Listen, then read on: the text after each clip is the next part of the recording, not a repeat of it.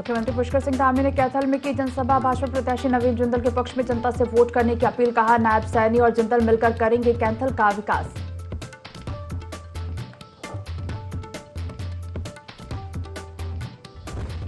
चार धाम में आने वाले श्रद्धालुओं की होगी हेल्थ स्क्रीनिंग। ये स्वास्थ्य धाम ऐप पर अपलोड करनी होगी जानकारी। 50 साल से ज्यादा उम्र के यात्रियों की हेल्थ स्क्रीनिंग अनिवार्य।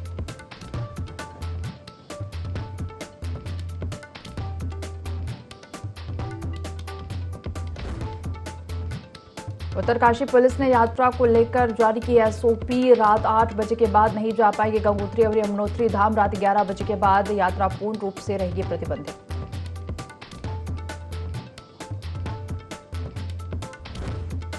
पतंजलि की सोन पापड़ी क्वालिटी टेस्ट में फेल। कंपनी के अधिकारी समेत 3 को जेल। मुख्य न्यायिक मजिस्ट्रेट पिथौरागढ़ संजय सिंह की अदालत ने सुनाया फैसला।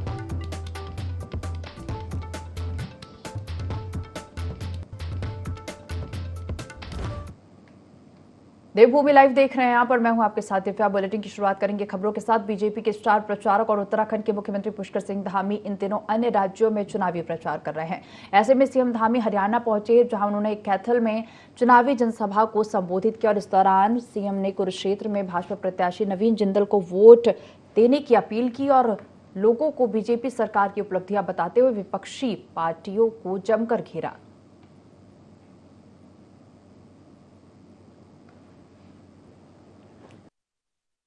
से बहुत सरलता से वो प्रदेश को आगे बढ़ा रहे हैं और नायब सिंह सैनी जी ने यहाँ सांसद रहते हुए अनेक कामों को, आप सबके सुझावों को, आप सबकी बातों को वकालत के माध्यम से आगे बढ़ाया है। कई विकास के कार्य कराए हैं और अब जिंदल जी उन सभी कामों को आगे बढ़ाएंगे हमारे प्रधानमंत्री मोदी जी के मार्गदर्शन में।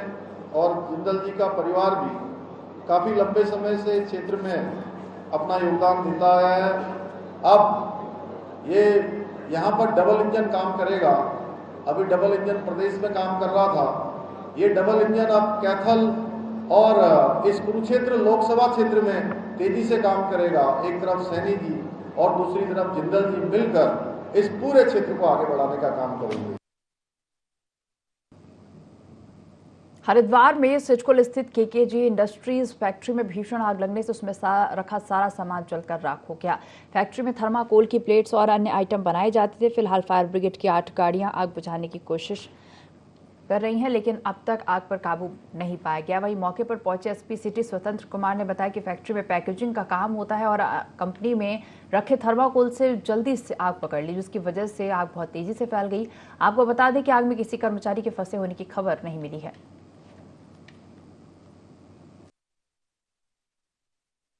फैक्ट्री है जिसमें पैकिंग का काम होता है।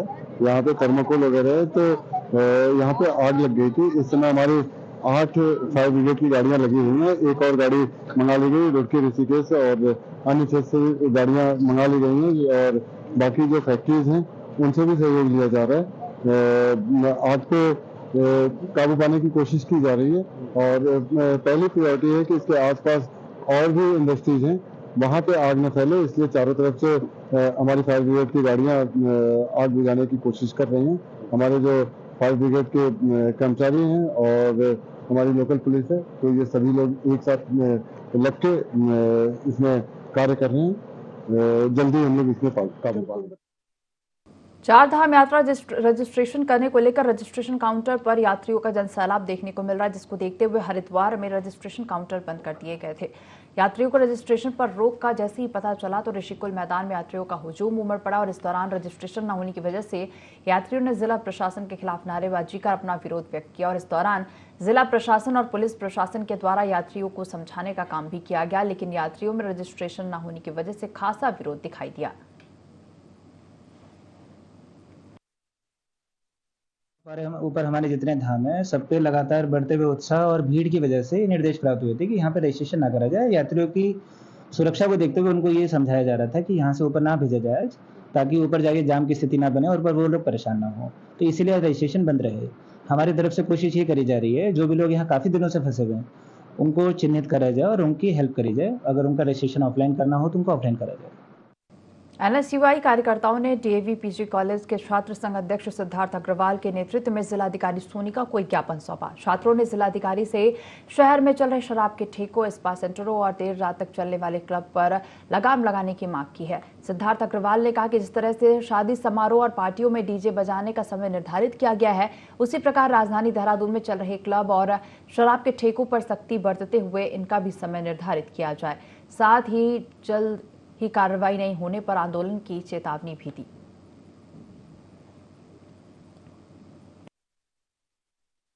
हमारी मुख्य मांगे ये थी कि शराब के ठेके, क्लब, बार, इनका जो है समय निर्धारित किया जाए बंद होने का, जो कि मतलब 11-12 बजे। हम चाहते हैं कि ये भी 10 बजे बंद किया जाए, क्योंकि जैसे कि आपको पता है कि जितने भी सामाजिक कार्यक्रम होते हैं, चाहे वो शादी हो या किसी भी तरह की पार्टी हो, वहाँ जो डीजे की मैक्सिमम टाइमिंग है वो 10 बजे है। इस तरह से मतलब कई तरह की मतलब घटनाएं, अप्रिय घटनाएं घटती है, तो इसमें हम चाहते हैं कि ये समय से अगर बंद किया जाए। उत्तराखंड सरकार के द्वारा लोक शिल्पियों को बढ़ावा देने के लिए लोहाघाट में ग्रोथ सेंटर की स्थापना की गई थी, जिसका शुभारंभ तत्कालीन मुख्यमंत्री त्रिवेंद्र सिंह रावत के द्वारा किया गया था। ग्रोथ सेंटर में क्षेत्र के लोक शिल्पियों के द्वारा लोहे से बने उत्पादों को तैयार किया जाता है, जिनकी मांग दूर दूर तक है। ग्रोथ सेंटर में 100 से अधिक अनुसूचित जाति के परिवारों को प्रत्यक्ष और अप्रत्यक्ष रूप से रोजगार मिला हुआ है। ग्रोथ सेंटर के प्रबंधक अमित कुमार ने बताया कि जिला प्रशासन अब ग्रोथ सेंटर के ऊपर रेस्टोरेंट निर्माण की तैयारी कर वहां से हटाने की साजिश कर रहा है। 7 नवंबर 2020 को ये ग्रोथ सेंटर हमारा यहाँ पर खुला हुआ है, लेकिन 4 वर्ष इस ग्रोथ सेंटर को खुले हो गए हैं। ये काफ़ी अच्छा हमारा ये ग्रोथ सेंटर चल रहा है, जिससे सभी लोगों की आर्थिकी मजबूत हो रही है। लेकिन जिला प्रशासन के द्वारा आज हमारे इस ग्रोथ सेंटर को चलते हुए नहीं देखा जा रहा है। आज हम लोग सभी लोग जो हैं, महिला और पुरुष सभी उद्यमी मिलकर हम लोग जिला अधिकारी जी के पास ज्ञापन देने गए थे, तो जिला अधिकारी जी जो हैं हमारी बातों को भी नहीं सुनना चाह रहे हैं। समस्या हम ये कहना चाहेंगे कि जैसे हमारे लोहे कोई काम पे हमारे लोहे का काम होना चाहिए, तो रेस्टोरेंट कुछ नहीं चाहिए हमें, हमारे काम का डिस्टर्ब होता है। डीएम ने तो हमारी सुनी नहीं कुछ। जब वहाँ गए तो डीएम बोलते हैं बोलो मत, आपका डिस्टर्ब नहीं करेंगे, आपका काम का हर्जा नहीं करेंगे, ये नहीं करेंगे। हमने कहा अगर वहाँ रेस्टोरेंट खुला जाएगा तो वहाँ तो 50 लोग आएंगे, हमारा डिस्टर्ब तो वैसे ही हो जाएगा। पूर्व भाजपा विधायक और रविदासाचार्य सुरेश राठौड़ का अभिनेत्री उर्मिला सनावर के साथ कई वीडियो क्लिप वायरल हो रहा है और जो इन दिनों चर्चा का विषय बना हुआ है।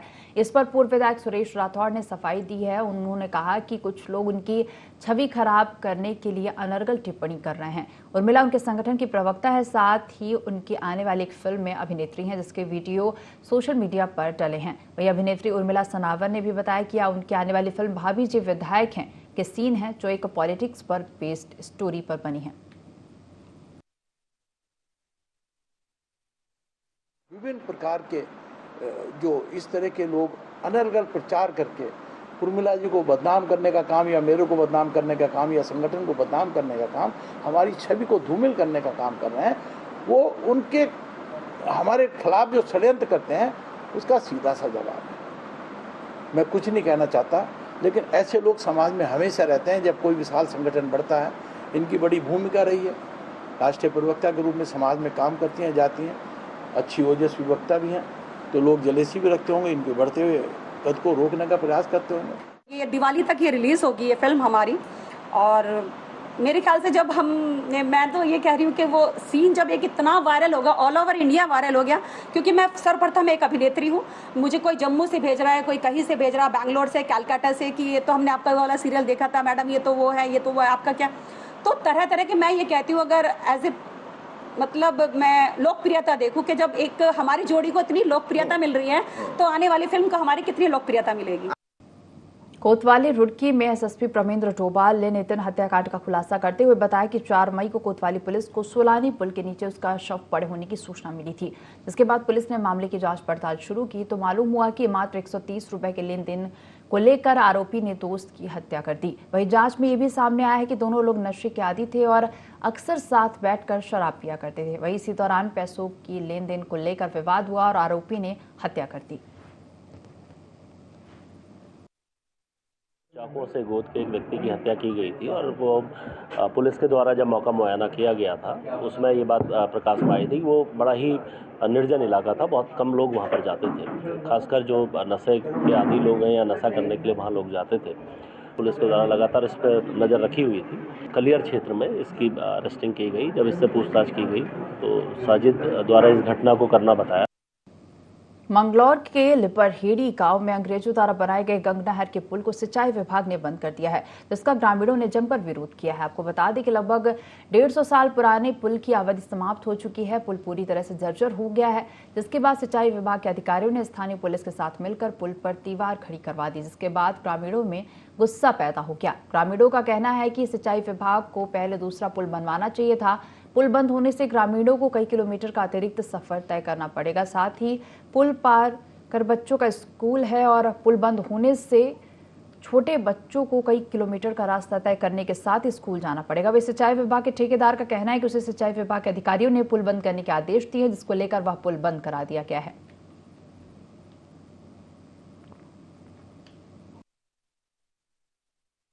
दिक्कत है, यार चल नहीं पाने का।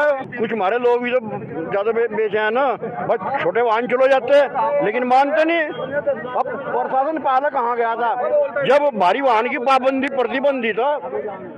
टोल से बच का जो 800 कुंटल के 1000 कुंटल के वे घोड़े हम यहाँ को यहाँ उतरवाए, जहाँ प्रशासन कहाँ से हो रहा था। जब दिक्कत तो यह है, पहले पुलिस विभाग से हमारे ये पूछा जाए कि वो टूटता क्यों है।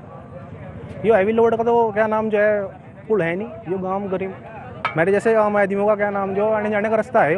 ये कोई यहाँ से जो डंपर चल रहे हैं, बड़े बड़े वाहन चल रहे हैं, इसमें रोडी बजरी जो अवैध खनन हो गेहूँ काट के लेके जाओ, ये जैसे चला रही है तो इसकी वजह से टूटता है। यहाँ का कोई देखता है नहीं। ये पुल काफ़ी दिनों से बहुत क्षतिग्रस्त था, इस पर कभी भी कुछ भी बड़ा हादसा हो सका।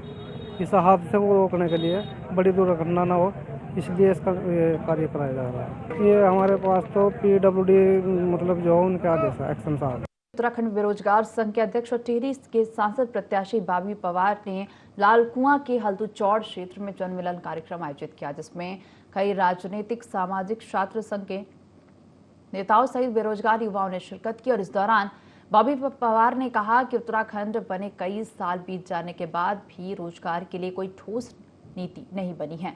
बेरोजगारी के मुद्दे पर संघर्ष किया जा रहा है। साथ ही कहा कि उत्तराखंड में पलायन भी बहुत बड़ा मुद्दा है।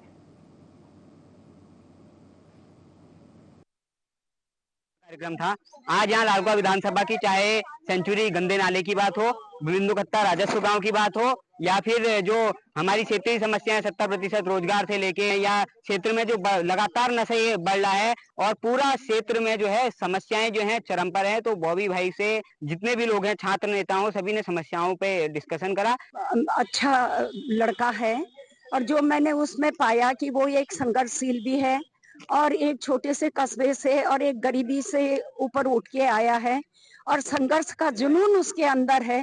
तो ये लड़का अच्छा कर ले जाएगा और मैं ये चाहती हूँ कि ये बॉबी पवार अपने जैसे यहाँ सैकड़ों लाखों बॉबी पवार तैयार करे, जिससे कि ये उत्तराखंड राज्य एक सूत्र में पिरो के और इस उत्तराखंड राज्य का जो जिस तरह से हमने निर्माण किया उसी तरह से यहाँ का विकास हो। हल्दू चौड़ में जो कार्यक्रम था, कुमाऊं भ्रमण के अनेकों कार्यक्रमों की तर्ज पर यहाँ भी कार्यक्रम किया गया। जो लड़ाई सड़कों से शुरू की गई थी उस लड़ाई को मजबूत करने के लिए कार्यक्रम है। इस प्रदेश की बेहतरी के लिए क्या हो सकता है, किस प्रकार से लड़ा जा सकता है, इस प्रदेश के जो वास्तविक मुद्दे हैं, जो धरातल के मुद्दे हैं, वो कौन से मुद्दे हैं, उन मुद्दों पर कैसे संगठित होकर गढ़ कुमाऊं जौनसार जो पूरा एक उत्तराखंड है वो किस प्रकार से एकजुट हो सकते हैं और कैसे उन मुद्दों के लिए लड़ सकते हैं। तो उन तमाम मुद्दों।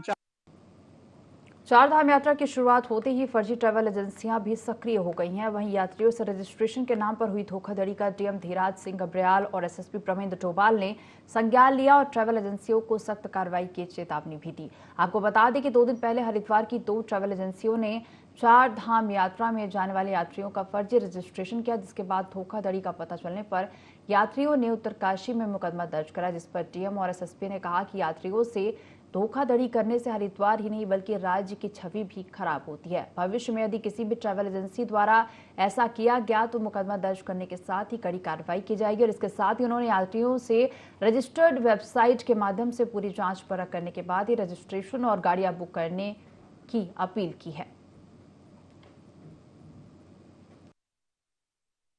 एसएसपी हरिद्वार से भी बात हुई है और इंटेलिजेंस वालों से भी बात हुई है कि ऐसे लोगों पे लगातार नज़र रखनी है जो ठगी का काम कर रहे हैं। और फोर्स तरीके से जो यात्रियों को भेज रहे हैं। एक तरफ ऐसा कृत्य करने से राज्य की छवि भी खराब होती है और अनावश्यक जो तीर्थ यात्री हैं वो भी परेशान रहते हैं। तो ये ऐसा कृत्य किसी को करना नहीं चाहिए। अगर यही हमारे संज्ञान में आता है तो उसकी ठोस कड़ी से कड़ी हम लोग कार्रवाई करें। अभी ये बात संज्ञान में आई है कि उत्तरकाशी में 2 ट्रैवल एजेंट्स के विरुद्ध वैधानिक कार्रवाई की गई है। उन ट्रैवल एजेंट्स को हम लोगों के द्वारा भी नोटिस यहाँ से दिया जा चुका है और अन्य जो ट्रैवल एजेंट्स हैं अगर उसमें भी इस तरीके की बात संज्ञान में आती है तो पुलिस उसमें सख्त कार्रवाई भी करेगी। चारधाम यात्रा पर आने वाले श्रद्धालुओं को बेहतर स्वास्थ्य सुविधाएं प्रदान करने के उद्देश्य से स्वास्थ्य विभाग, विश्व फाउंडेशन और हंस फाउंडेशन ने इस स्वास्थ्य धाम ऐप की शुरुआत की है। मुख्य सचिव राधा रतूड़ी ने बताया कि चारधाम यात्रा पर आने वाले श्रद्धालुओं को बेहतर स्वास्थ्य सुविधाएं उपलब्ध कराने के उद्देश्य से स्वास्थ्य विभाग ने ई स्वास्थ्य धाम ऐप की शुरुआत की है। ई स्वास्थ्य धाम ऐप पर सभी श्रद्धालुओं को अपने स्वास्थ्य डेटा अपलोड करना है और स्वास्थ्य विभाग द्वारा जगह जगह पर श्रद्धालुओं की हेल्थ स्क्रीनिंग भी की जाएगी और इस स्क्रीनिंग पॉइंट्स पर स्वास्थ्य विभाग के चिकित्सकों के साथ ही हंस और विश्व फाउंडेशन के चिकित्सक भी मौजूद रहेंगे। 50 वर्ष से अधिक आयु के यात्रियों की हेल्थ स्क्रीनिंग अनिवार्य रूप से की जाएगी।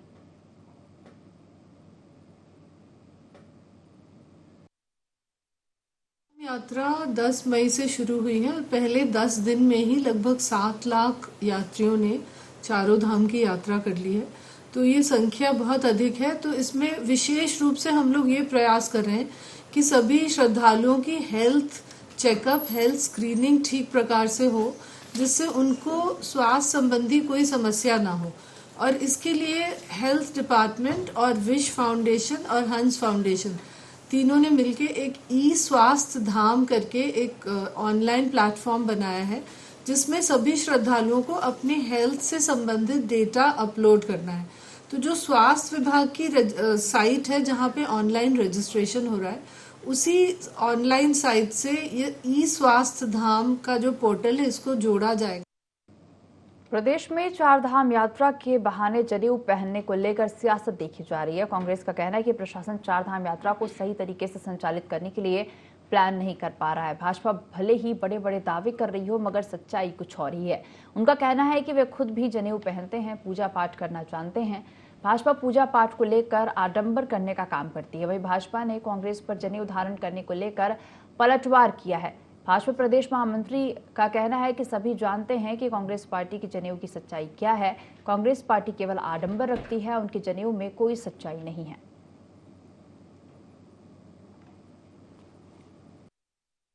जनेऊ हिंदुत्व के कितने करीब है ये पूरा देश जानता है। कांग्रेस ही है जिन्होंने भगवान श्री राम जी के लिए हलफनामा दिया था कोर्ट में कि राम एक काल्पनिक पात्र है। अयोध्या में श्री राम जन्मभूमि के लिए जब जब हिंदुओं के द्वारा आंदोलन किए गए आजादी के बाद, तब तब कांग्रेस ने उसको कुचलने का, उसको दबाने का प्रयास किया है। आज जब देश का हिंदू जाग गया है, जागृत हो गया है, अब उनको अपने जनेऊ की याद आ रही है। इसलिए ये दिखावटीपन मुझे लगता है कि केवल दिखावा है और वो कितनी असलियत में है इसको सभी लोग भलीभांति। सड़क पर रैश ड्राइविंग, बाइक से स्टंट, ट्रिपल राइडिंग और उपद्रव करने वालों पर दून पुलिस नकेल कस रही है और इसी कड़ी में राजधानी देहरादून में रायपुर थाना क्षेत्र के अंतर्गत 24 वाहनों को जब्त किया गया और 36 वाहनों का चालान कर कुल 20,000 रुपए चालान वसूला। और इस बात को लेकर टोईवाला सीओ अभिनय चौधरी ने बताया कि पिछले महीने 500 से अधिक चालान किए गए हैं। साथ ही बताया कि यह परिवहन विभाग और ट्रैफिक पुलिस का संयुक्त अभियान है, तो कोई भी व्यक्ति अपने नाबालिग बच्चों को वाहन चलाने न दे।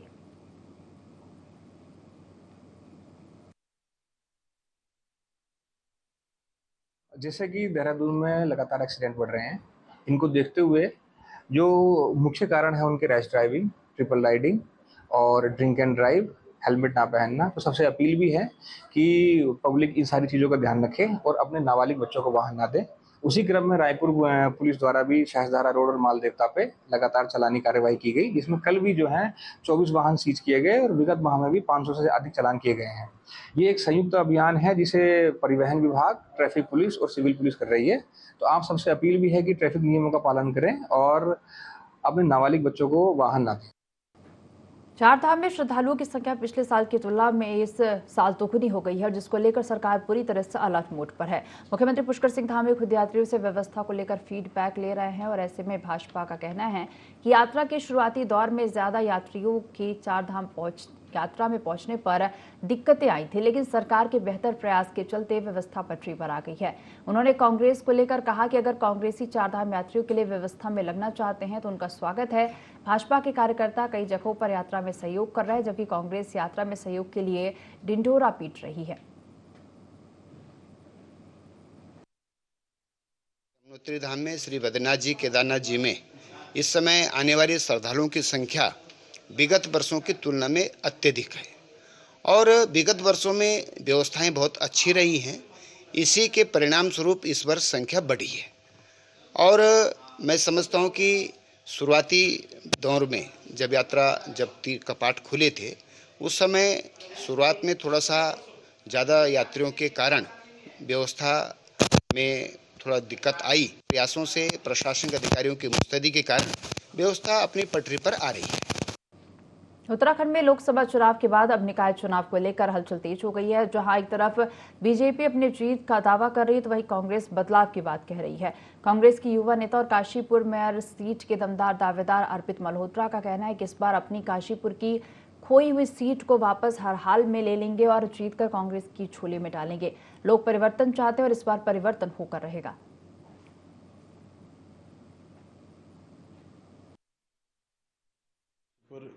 एक कांग्रेस का हमेशा से गढ़ रहा है। यूपी तक की राजनीति काशीपुर से ही चालू हुई थी। एक टाइम ऐसा था जो काशीपुर विकास का नाम जाना जाता था, विकास का कार्य काशीपुर से होता था और वही काशीपुर आज डूबते हुए हमें दिख रहा है। आज 3 टर्म हो गए पर वो काशीपुर का जो का तो बना हुआ है। विकास कार्य की बात करें तो आप खुद रोड पे जाके देख लीजिए, विकास आपको ढूंढने से नहीं मिलेगा। अब बदलाव का समय आ गया है और जनता बहुत अच्छी तरह ये चीज़ समझ गई है कि इस बार अगर बदलाव नहीं दिया तो जो हालात जो हैं और बद से बदतर होते जा रहे हैं।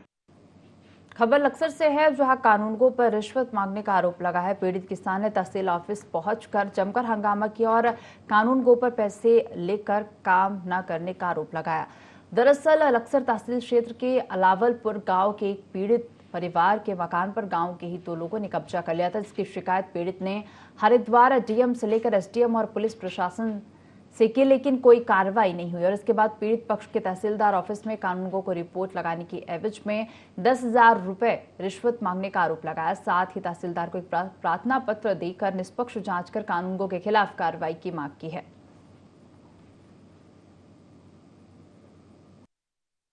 के कुछ व्यक्ति हैं, हमारे 2 शहरों, उन्होंने मेरे मकान पर कब्जा किया। कब्जा करने के बाद डीएम साहब के द्वारा जांच हुई, एडीएम ने भी ऑर्डर कर दिए, तहसीलदार ने भी ऑर्डर कर दिए, सब कुछ होते हो, इसमें कोई कार्रवाई नहीं हुई। कानून वो जो लेखचंद गुप्ता, इसने हमारे से पैसे भी लिए, 10,000 रुपये भी लिए, सब कुछ होते ही। हम एसएसपी साहब के भी पास गए, उन्होंने भी एसएसपी को फ़ोन किया, बिक्करपुर चौकी पर फ़ोन किया, आज तक कोई कार्रवाई नहीं हुई। ये तहसील वाले कोई भी कार्रवाई नहीं कर रहे। अजी आश्वासन तो कुछ भी नहीं दिया आपने। अभी लावलपुर का मैटर है, दोनों भाइयों के नाम, ये स्वामित्व योजना में दोनों भाइयों के नाम घर है, सुखबीर विक्रम के नाम घर है ये, और ये गांव के ही अमरदेव सहदेव पुत्रगण कालूराम, उन्होंने ये कब्जा कर लिया इस पे। मकान हमारा ही दोनों भाइयों के नाम स्वामित्व में दोनों के नाम दे रहे, खतरा कोटनी सब इसमें नाम दे रहे जी। हम यहाँ तहसील में आए थे, आरडीएम के पास भी कई बार जा लिए, तहसीलदार के पास पे भी उन्होंने भी ऑर्डर कर दिए। इसमें ये जो कानूनगो है, कानूनगो जो लेखचंद गुप्ता है, उन्होंने 10,000 रुपये भी ले लिए हमारे, फिर भी नहीं काम कर रहे हमारे। ये हम रोज वादे कर रहे, आज आओ, कल को आइयो, परसों को आइयो। इन्होंने अपनी जो रिपोर्ट बनाई, तहसीलदार कुछ नहीं कर रहे इसमें। फिर सुखबीर और उनके कोई भाई हैं, इनकी संपत्ति है स्वामित्व वाली, जो मूलावधि की संपत्ति होती है, वहाँ उनका मकान बना हुआ है। तो इनका कहना है कि कोई अमरदेव और सहदेव है, पुत्र कालूराम, इन्होंने इनके मकान पर कब्जा कर लिया।